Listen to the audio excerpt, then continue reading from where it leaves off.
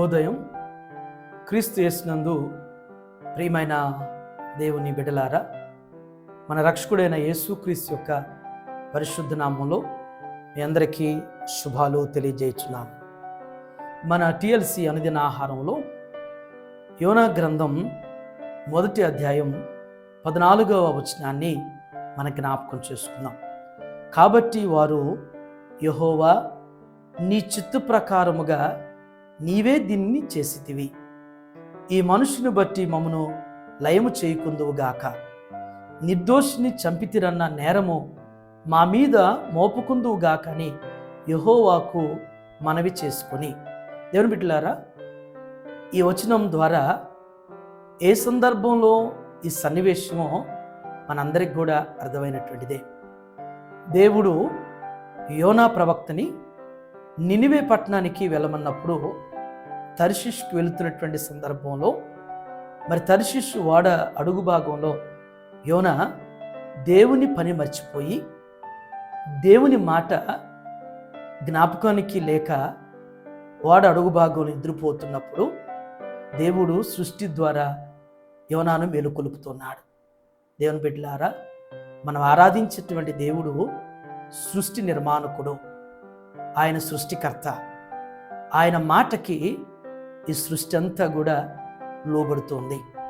యోనాని వాడు అడుగు భాగంలో నిద్రిస్తూ ఉంటే మనుషుల చేత మేలుకొలపలేదు దేవుడు. సముద్రపు అలల చేత యోనాని, సముద్రపు తుఫాను చేత యోనాని మేలుకొలుపుతున్నాడు. అక్కడ అన్యుల యొక్క సాక్ష్యం. మరి యోనాను లేపుతున్నటానికి వెళ్ళినటువంటి ఆ అన్యులు మాట్లాడినటువంటి మాట ఏంటంటే, యెహోవా, నీ చిత్త ప్రకారముగా నీవే దీన్ని చేసితివి. ఎంత గొప్ప మాట! దేవుని ఎరగనటువంటి వారు, దేవుని స్వరం విననటువంటి వారు ఇది చెబుతున్నటువంటి గొప్ప మాట. ఈ భూమి మీద జరిగేటువంటి ప్రతిదీ కూడా దేవుని చిత్త ప్రకారమే. ఈ సత్యాన్ని నేను మర్చిపోకూడదు. ఏ విపత్తు అయినా, ఏ కార్యమైనా, ఏ మేలైనా, ఏ కీడైనా, ఏ అభివృద్ధి అయినా కానీ దైవ చిత్తానుసారమే. ఆయన చిత్తం లేకుండా ఈ భూమి మీద ఏదీ జరగదన్నటువంటి ఈ సత్యాన్ని ఈ ఉదయం నేను మనసులో జ్ఞాపకం చేసుకుంటూ స్థిరపరచుకోవాలి. వారు జ్ఞాపకం చేసేటువంటి మరొక మాట ఏంటంటే, ఈ మనుషుని బట్టి మమ్మను లయము చేయకుందువుగాక అంటున్నాడు. అంటే ఈ కలిగినటువంటి ఈ తుఫాను బట్టి, ఈ తుఫాను ఎవరి వల్ల వచ్చిందని మేము తెలుసుకున్నాం కాబట్టి, మేము ఈ మనుషుడైనటువంటి యోనాకి మేము చేస్తున్నటువంటి పని ద్వారా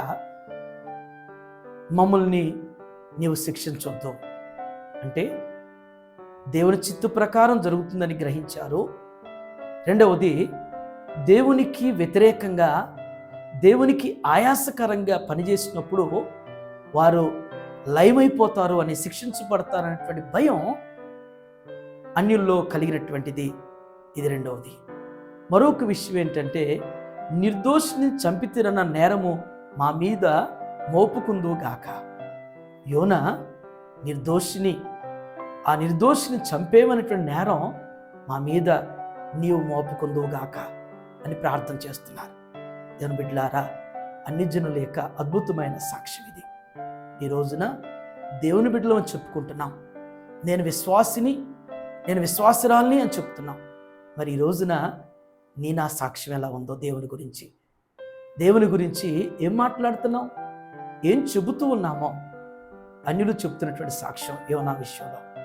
ఇది జరుగుతుంది అంట నీ చిత్త ప్రకారమే అని అంటున్నారు.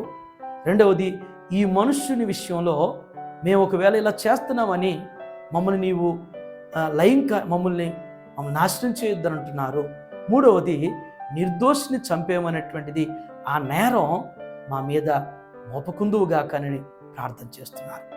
ఇదినో నేను వ్యక్తిగతంగా ఈ మాటల ద్వారా స్వపరీక్ష చేసుకుంటూ దేవుని గురించి మనం ఎలాంటి సాక్ష్యం ఇవ్వగలుగుతున్నామో, దేవునికి మనం ఎలా భయపడగలుగుతున్నామో, ఇప్పటికీ కూడా దేవుడు అంటే భయం లేని వారుగానే మన జీవితాలు ఉంటుంటాయి. చిన్ని స్వపరీక్ష వ్యక్తిగతంగా ప్రార్థన చేసుకుందాం. దయగల తండ్రి, కృపగలిగిన మీకు వందనాలు. దేవా, యోనా నినివేకి వెళ్ళమన్నప్పుడు తర్షీష్కు వెళ్తున్న సమయంలో ఓడ అడుగుబాగులు నిద్రించినటువంటి యోనాను మేల్కొలిపిన సమయంలో అన్ని జనుల యొక్క సాక్ష్యాన్ని మేము గుర్తు చేసుకున్నాం. నిజమే ప్రభు, ఈ సృష్టిలో ఈ భూమి మీద జరిగేటువంటి ప్రతిదీ కూడా మీ యొక్క చిత్త ప్రకారమే. దేవ, మీ చిత్త ప్రకారమే ఈ అధికారం కానీ, ఈ నాయకత్వం కానీ, ఈ సృష్టి తాండవం అనేటువంటి పరిస్థితులు కానీ, ఇవన్నీ కూడా మీ చిత్త ప్రకారమే. నిజమే, ఆ గ్రహింపును ప్రతి బిడ్డకి మీరు తెలియచేయండి. దేవా, మేలు జరిగినప్పుడు సంతోషించేవారుగా, కీడు నష్టం కలిగినప్పుడు చింతించి నిందించేటువంటి వారుగా కాకుండా, ఈ కీడులో ఈ నష్టంలో కూడా దేవుని చిత్త ప్రకారం నాకు ఇలా జరిగింది, దీనిలో దేవుడు నాకు ఏమి నేర్పించబోతున్నాడో, ఏమి తీసివేసుకోవాలనుకుంటున్నాడో, ఏమి సరిచేసుకోవాలనుకుంటున్నాడో అనేటువంటిది నీ చిత్తాన్ని మేము అడిగి గైకొని మమ్మల్ని మేము సిద్ధపరచుకోగలిగినటువంటి ఆత్మీయ స్థితిని మా అందరికీ మీరు దయచేయండి. అయ్యా, మా సోదరులు భయపడ్డారు, అన్యులుగా ఉన్నటువంటి వారు నా తండ్రి, అయ్యా ఈ నిర్దోషిని చంపేమనేటువంటి నేరం మా మీద లేకుండా మమ్మల్ని అయ్యా కాపాడండి అని చెప్పేసి వారు ప్రార్థించినట్లుగా మేము కూడా నా తండ్రి, అయ్యా అన్యాయంగా నా తండ్రి నిర్దోషుల మీద, మంచివారి మీద నాయన అయ్యా అనవసరమైనటువంటి నిందలు నేరాలు మోపేటువంటి మనసుని అయ్యా వారిని బాధించి నొప్పించి విమర్శించేటువంటి స్వభావం మాలో తీసివేసి ఏదైనా మీ కార్యం జరిగించమని యేసు నామములో తండ్రి, ఆమేన్. God bless you all.